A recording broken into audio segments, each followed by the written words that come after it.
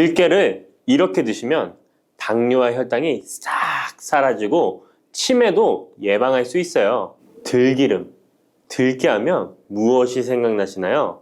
들기름에 북어와 미역국을 구수하게 볶아 시원한 북어 미역국을 끓여 먹어도 정말 맛있죠? 건강에도 좋다는 이 들기름과 들깨 잘못 먹으면 암에 걸리고 혈관 건강에도 악영향을 줘서 치매도 유발할 수 있다는 사실 알고 계셨나요? 들깨의 효능과 어떻게 먹을 때 건강을 해쳐 암에 걸리고 치매를 유발하는지, 그리고 어떻게 먹는 것이 건강하게 먹는 방법인지, 어떻게 보관하는 것이 가장 좋은 방법인지 들깨에 대한 모든 것 알려드릴게요. 나이가 들면서 산책하기도 힘들고 관절이 쑤시고 무릎 통증 때문에 힘드시지 않으신가요? 들깨의 첫 번째 효능은 바로 관절염에 좋다는 것입니다. 무릎이나 관절 통증 때문에 병원에서 진통제를 처방받으시잖아요. 이때 처방받는 진통소염제의 역할은 몸속에 프로스타글란딘이라는 물질의 생성을 억제해서 통증을 막아주는 건데요. 들깨 속에는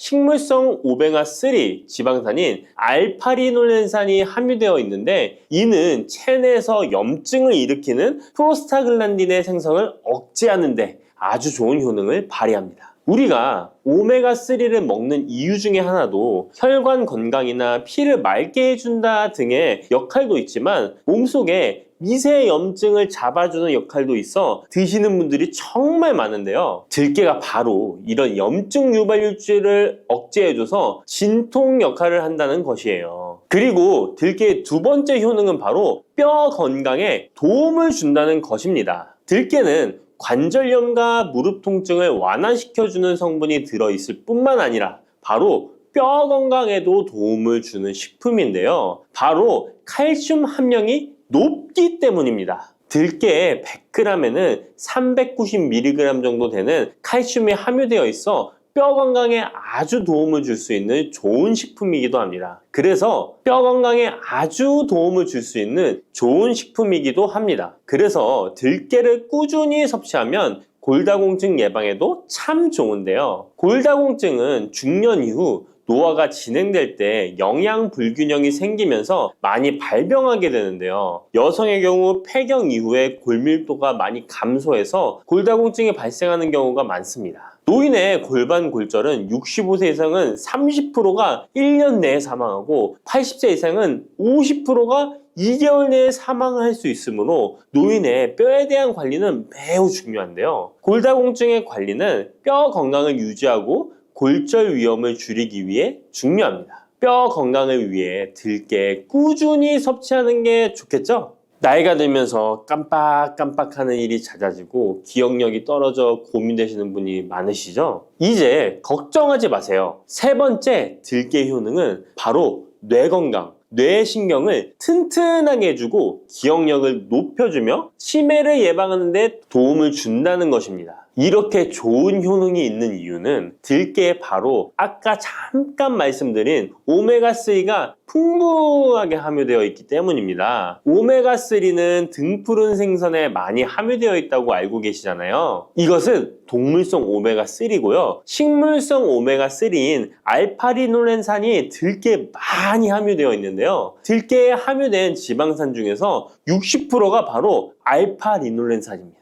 이 알파리놀렌산은 뇌신경 보호에 탁월한 효과가 있는데요. 어떻게 뇌신경을 보호하느냐? 뇌신경에 염증을 일으켜 망가뜨리는 사이토카인이라는 물질이 있는데요. 이런 사이토카인 물질의 분비를 감소시키고요. 또 알츠하이머 치매 환자의 뇌에 많이 발견되는 비정상적인 단백질인 베타 아밀로이드도 바로 이 알파리놀렌산이 감소시키기 때문입니다. 참치에 많이 함유되어 있다는 DHA 들어보셨죠? DHA가 바로 대표적인 뇌기능 강화 물질인데요. 이 DHA가 기억을 높이는 데 도움을 주고 학습 능력 또한 좋게 하는데요. 이 DH는 체내에 합성되지 않아 식품으로 섭취를 해야 합니다. 들깨에 함유된 알파리놀렌산이 흡수될 때 바로 이 DHA로 전환이 됩니다. 어린이 전용 오메가3 같은 경우도 성인보다는 EPA보다 DHA 함유량이 높은 영양제도 많죠. 들깨가 뇌신경, 뇌 건강에 좋은 이유가 바로 이겁니다. 네 번째 들깨의 효능은 심장을 건강하게 하고 뇌혈관의 노화를 막아주는데 도움을 준다는 것입니다. 알파리놀렌산이 체내에 흡수될 때 DHA로 변환된다고 했잖아요. 그뿐 아니라 바로 EPA로도 변환이 되는데요. 이 EPA가 어떤 역할을 하냐면 바로 혈소판 응집을 억제해 혈관에 혈전이 생기는 것을 방지하는 효능이 있습니다. 그리고 혈관을 튼튼하게 하는 효능과 혈액의 중성지방과 나쁜 콜레스테롤인 LDL을 낮추고 좋은 콜레스테롤인 HDL을 높여주는 역할도 합니다. 미국의 심장협회에서는 허혈성 뇌졸중, 심장마비로 인한 돌연사, 관상동맥 질환 등의 위험을 감소시키기 위해 매주 1에서 2회 이상 오메가3 지방산이 풍부한 등푸른 생선을 섭취하는 것이 도움을 준다고 발표했습니다. 그런데 이 오메가3 지방산의 함량을 살펴보면 100g당 오메가3 지방산의 함량이 연어에는 11.5g, 고등어에는 9.9g, 들깨에는 무려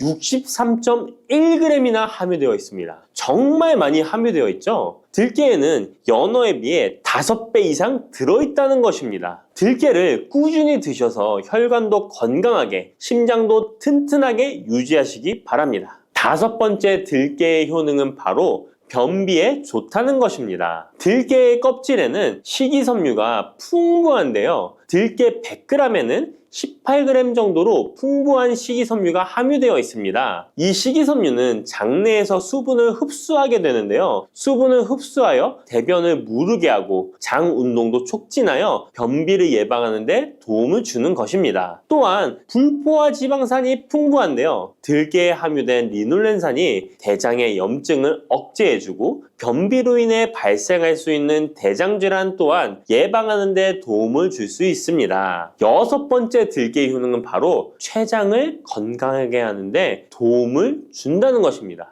들깨에 풍부하게 함유된 루테올린이라는 성분이 있는데요. 이 성분이 몸 안에서 인슐린에 대한 반응도를 높이는 기능을 합니다. 이게 무슨 말이냐면 췌장에서 인슐린을 조금만 분비하게 돼도 몸 안에서 이 인슐린이 작용을 잘해서 혈당이 급격히 올라가는 것을 막아주고 이렇게 되면 췌장에서 인슐린 분비를 줄일 수 있겠죠. 이렇게 췌장의 부담을 많이 덜어줄 수 있다는 것입니다. 루테올린을 통한 인슐린 반응도가 높아지면 당뇨도 예방할 수 있고 혈당 조절에도 많은 도움을 받을 수 있는 것입니다. 7번째 들깨의 효능은 알레르기성 질환을 예방하는데 도움을 주는 것입니다. 들깨에 오메가3 지방산이 많이 함유되어 있다고 했잖아요. 이 오메가3 지방산이 염증을 억제하고 면역력을 강화시키는 효과가 있어서 알레르기 증상을 예방하고 완화시키는데 도움을 줄 수 있는 것입니다. 그리고 또 비타민 E가 풍부하게 함유되어 있는데요. 비타민 E는 항산화 작용에 뛰어나고 알레르기 반응을 일으키는 물질인 히스타민의 분비를 억제하는 효과가 있습니다. 알레르기에 처방받는 항히스타민제와 비슷한 기전이라고도 어찌 보면 볼 수 있겠죠. 8번째 들깨의 효능은 빈혈에 좋다는 것입니다. 들깨 100g에는 철분이 약 14mg 정도로 함유되어 있는데요. 이는 시금치의 약 2배에 해당됩니다. 시금치보다도 철분 함량이 높아 빈혈에 도움을 줄 수 있는 것이고 그뿐만 아니라 들깨에 함유된 비타민 B1, 2는 조혈작용을 도와주는데요. 조혈작용이란 혈액 속의 혈구를 만들어내는 과정을 말합니다. 빈혈이 있는 분들이 들깨를 꾸준히 드신다면 빈혈을 개선하는데 많은 도움을 받을 수 있는 것이죠. 자, 그런데 이렇게 좋은 들깨도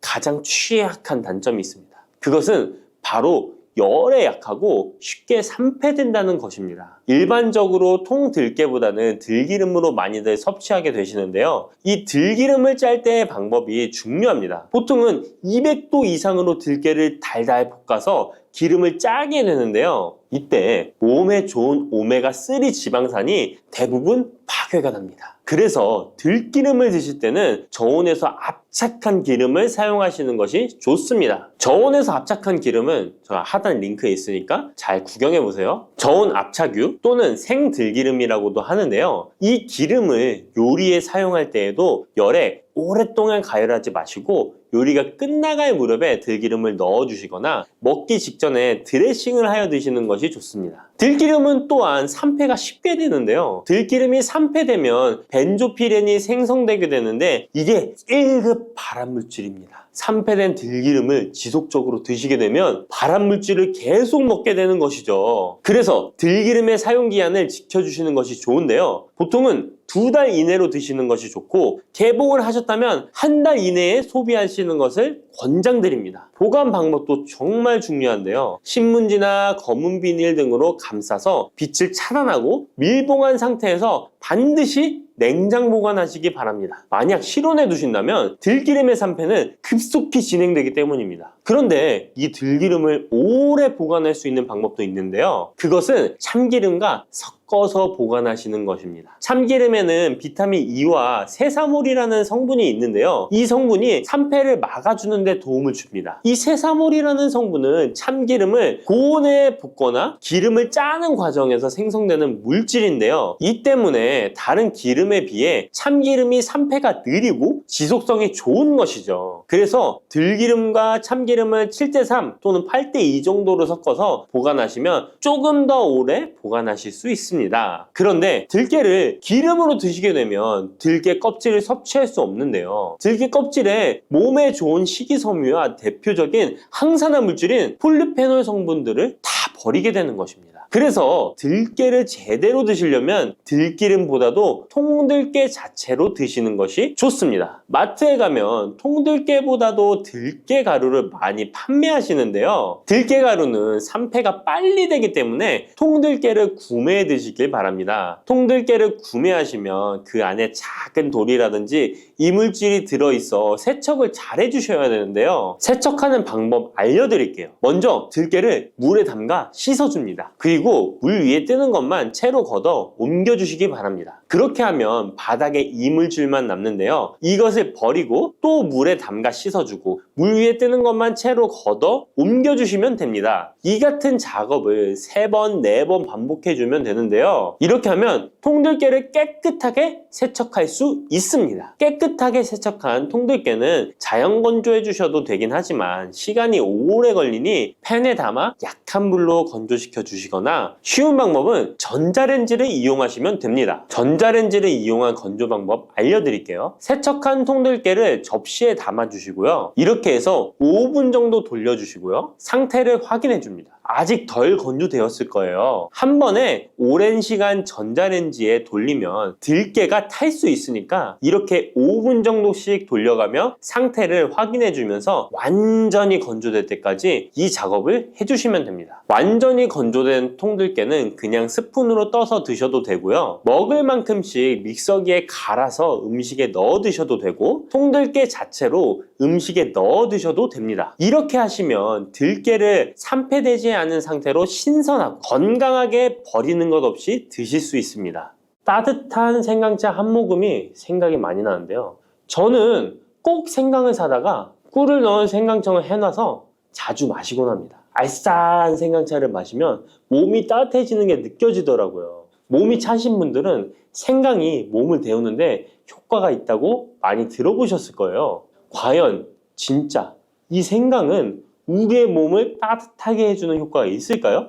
또 어떤 방법으로 먹어야 효과가 좋을지 같이 알아볼게요. 생강은 다양한 건강 효능을 가지고 있어 요즘 많은 사람들이 주목하는 식품 중 하나인 거 알고 계시나요? 생강은 우리 몸에 여러 가지 유익한 성분들이 함유되어 있는데요. 그 중에서도 진저론, 쇼가올, 진저롤 성분들은 생강의 특유의 매운맛과 향을 내는 성분들이기도 합니다. 특히 이 성분들은 노년층에게도 유익한 성분이라서 건강관리에 큰 도움이 될 수 있는데요. 주목할 만한 생강의 대표적인 성분 3가지 바로 소개해 드릴게요. 생강의 첫 번째 성분은 진저론입니다. 진저론은 생강에서 가장 대표적인 활성 성분으로 생강의 매운맛과 특유의 향을 담당하고 있는데요. 진저로는 항산화 효능이 뛰어나며 세포 손상을 막아주고 노화를 예방하는 데 도움이 됩니다. 또한 진저로는 소염 작용을 가지고 있어 염증을 줄이고 통증 완화에도 효과가 있는데요.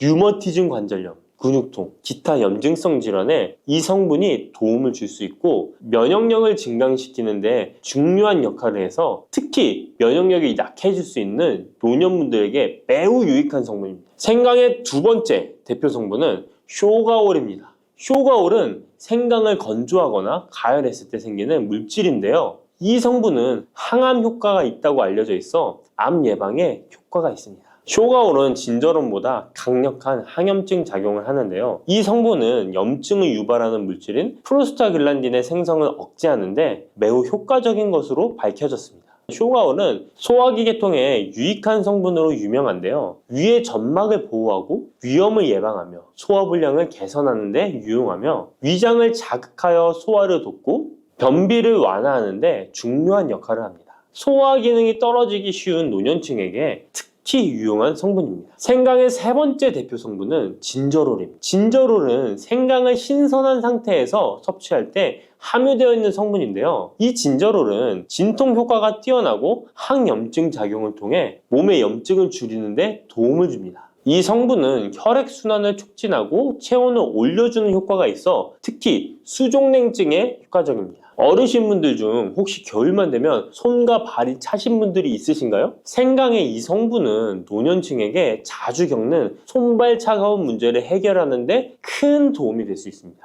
또한 항균과 항바이러스 성질을 가지고 있어 감염 예방에 도움을 받을 수 있으므로 호흡기 질환을 예방하고 증상을 완화하는 데 효과적인 성분입니다. 혹시 중국의 성인 공자를 아시나요? 누구든지 한 번쯤은 들어보셨을 텐데요. 공자는 살아생전에 먹는 음식도 매우 철저하게 관리했다는데요. 공자가 매 식사마다 생강을 빼놓지 않고 먹었다는 것 알고 계셨나요? 공자는 생강이 얼마나 몸에 좋은지 그 옛날부터 알고 있었던 것이죠. 공자는 73세에 생을 마감했는데 그 옛날 평균 수명을 생각하면 어마어마하게 장수를 했던 것이죠. 이렇게 건강에 좋은 생강, 생강이 왜 그렇게 좋은지, 생강이 이 우리 건강에 어떤 도움이 되는지 4가지 주요 효능을 소개해 드릴게요. 생강의 효능 첫 번째는 면역력 강화입니다. 서울대 노화연구소에서 꼽은 면역력에 좋은 식품 3가지 안에 이 생강이 포함되는 거 알고 계셨나요? 생강에는 아까 소개해드렸던 3가지 성분 진저론, 쇼가올, 진저롤이 포함되어 있어 면역력을 강화하는 데 매우 효과적입니다. 특히 항염증 효과가 뛰어나 몸의 염증을 줄여주고 면역 체계가 더 강하게 작동하도록 도와주는데요. 면역력이 떨어지기 쉬운 노년층에게는 자주 섭취하는 것이 좋은 식품입니다. 생강을 꾸준히 섭취하면 감기나 각종 질병에 걸리는 확률을 낮출 수 있다는 거 잊지 마세요. 생강의 두 번째 효능은 항산화 효과입니다.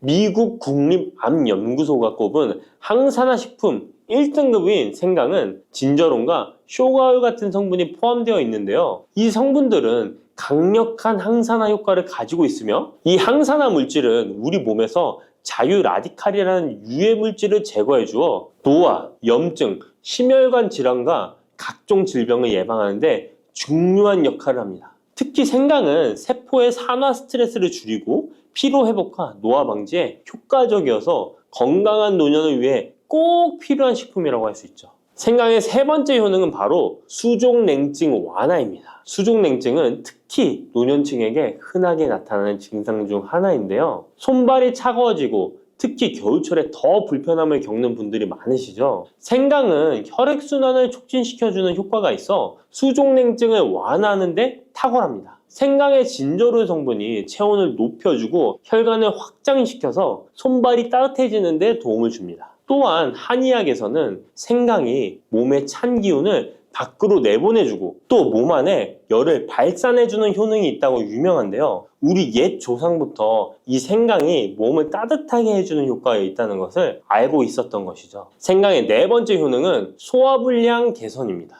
예전처럼 많이 먹지도 않았는데 속이 더부룩하신 분들 많이 계시죠. 소화불량은 나이가 들면서 자주 자주 겪게 되는 문제인데요. 생강은 소화불량을 개선하는데 매우 효과적입니다. 생강에 포함된 쇼가울 성분은 위장의 운동을 촉진시키고 위염을 예방하는 데 도움이 되는데요. 또한 메스꺼움이나 구토 증상을 완화시켜주기 때문에 특히 소화기 계통에 문제가 있는 분들에게 좋습니다. 그런데 이렇게 좋은 생강 그냥 차로만 드시고 계시는 분 많으시죠? 각 방법은 그에 맞는 효능을 더욱 잘 발휘할 수 있기 때문에 여러 방법으로 생강을 활용하는 것이 좋습니다. 차로 드시는 것 말고도 여러 가지 섭취하는 방법에 대해 자세히 알려드릴게요. 첫 번째 방법은 가장 간단한 방법으로 생으로 먹는 것입니다. 생강을 얇게 썰어서 샐러드나 요리에 넣어 먹을 수 있는데요. 생으로 먹을 경우 생강의 모든 효능을 그대로 섭취할 수 있으며 항산화와 항염 효과를 가장 잘 느낄 수 있습니다.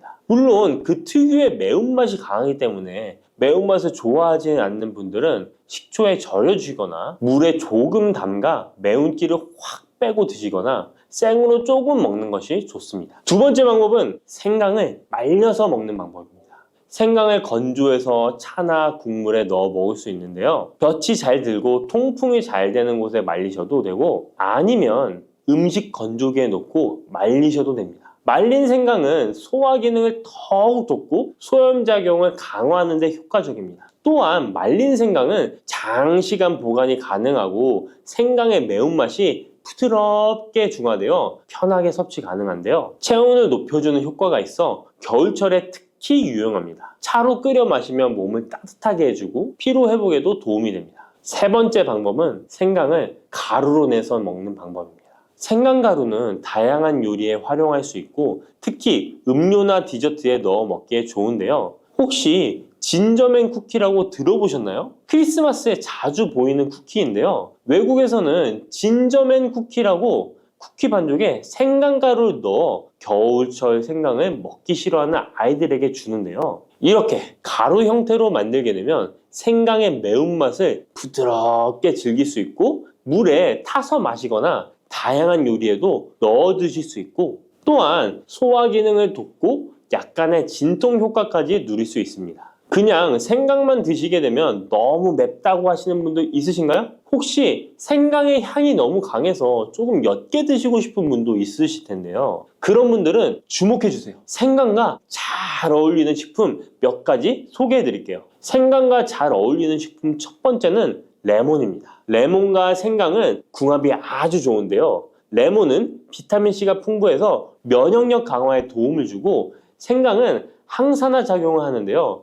두 가지를 함께 섭취하면 서로 효과가 극대화돼서 특히 감기 예방에 탁월합니다. 또한 레몬은 소화 촉진에 도움을 주며 생강도 소화불량 개선에 뛰어난 효능이 있는데요. 이 둘을 함께 드시면 소화 기능이 개선되고 면역력 강화와 항산화 효과까지 배가 된다는 것 잊지 마세요. 생강과 레몬은 레몬 생강차나 레몬과 생강을 함께 넣은 샐러드로 드시는 것을 추천드립니다. 생강과 궁합이 좋은 식품 두 번째는 강황입니다. 강황은 생강과 함께 먹으면 항염증, 항암, 면역력 증진 효과가 매우 강력해지는데요. 강황의 주성분인 커큐민은 항염증과 항산화 작용이 뛰어나 생강의 진저론, 쇼가올, 진저롤과 함께 염증을 줄이고 세포 보호 효과를 극대화할 수 있습니다.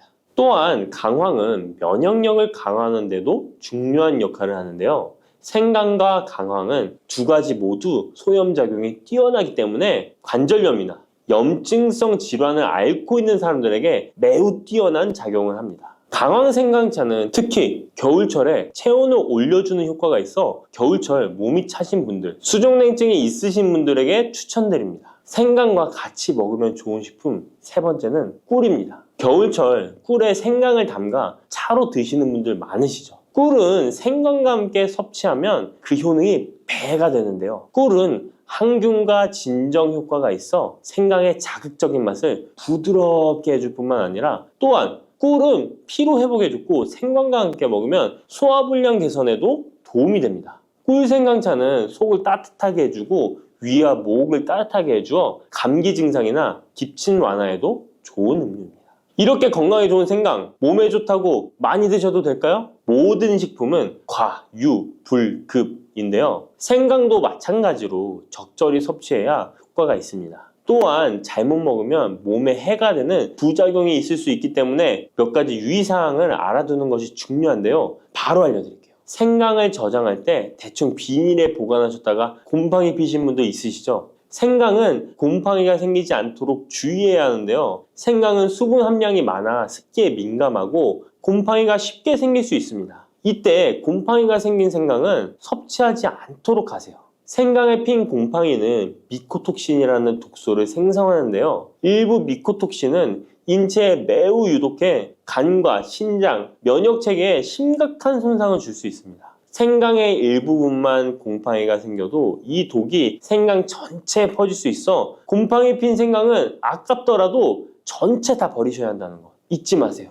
곰팡이가 피지 않도록 생강을 보관할 때는 통풍이 잘 되는 곳에 보관하고 습기가 많은 곳은 피하는 것이 좋습니다. 생강은 많은 효능을 가지고 있지만 과다 섭취할 경우 부작용이 있을 수 있는데요. 너무 많이 지나치게 먹으면 속이 쓰리거나 위염이나 위장장애를 일으킬 수 있습니다. 하루에 2에서 3g 정도로 섭취하는 것이 적당하며 위장에 민감한 분들은 조금 더 적은 양을 섭취하는 것이 좋다는 것 기억하세요.